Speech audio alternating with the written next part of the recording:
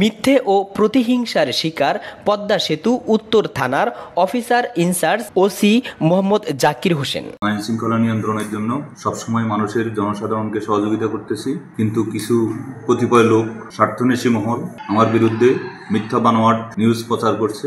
আমাকে এবং আমার ডিপার্টমেন্টকে, পুলিশ ডিপার্টমেন্টকে হাও প্রতিপন্ন করার জন্য এই ধরনের রিপোর্ট করতেছে এবং আমার কোনো সাক্ষাৎকার নেই।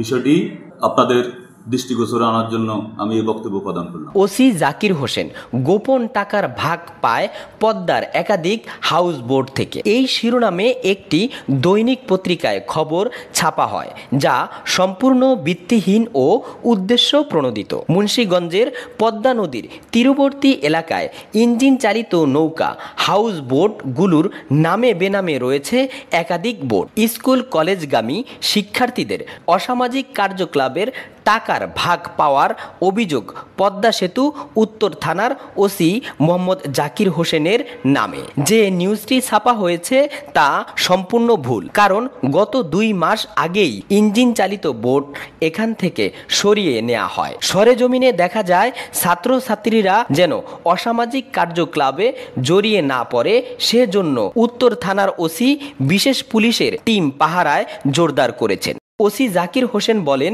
এ ধরনের সংবাদ প্রকাশ করার প্রেক্ষিতে বিশেষভাবে তথ্য অনুসন্ধান করে দেখেছি, ইহার কোনো সত্যতা পাওয়া যায়নি। সাংবাদিকের প্রশ্নের উত্তরে ওসি তার মতামত প্রকাশ করে বলেন, এই ঘটনাটি মিথ্যে ও বানোয়াট। আমার বিরুদ্ধে যে খবর ছাপা হয়েছে তা সম্পূর্ণ মিথ্যে ও ভিত্তিহীন। আমি মনে করি যে আমার উপরে রাষ্ট্রের অর্পিত দায়িত্ব যথাযথভাবে পালন করার কারণে কোনো এক কুচক্রের স্বার্থে আঘাত এসেছে। গতকাল সে আরেকটি রিপোর্ট করছে যে মাওয়াঘাট এলাকায় হাউস বোট আছে, হাউস বোট থেকে আমরা বিভিন্ন সুযোগ সুবিধা গ্রহণ করি।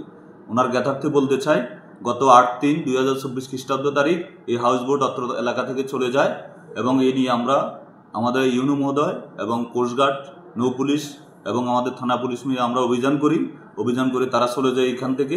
গত 2 মাস যাবৎ তাদের এখানে কোনো কার্যক্রম নাই।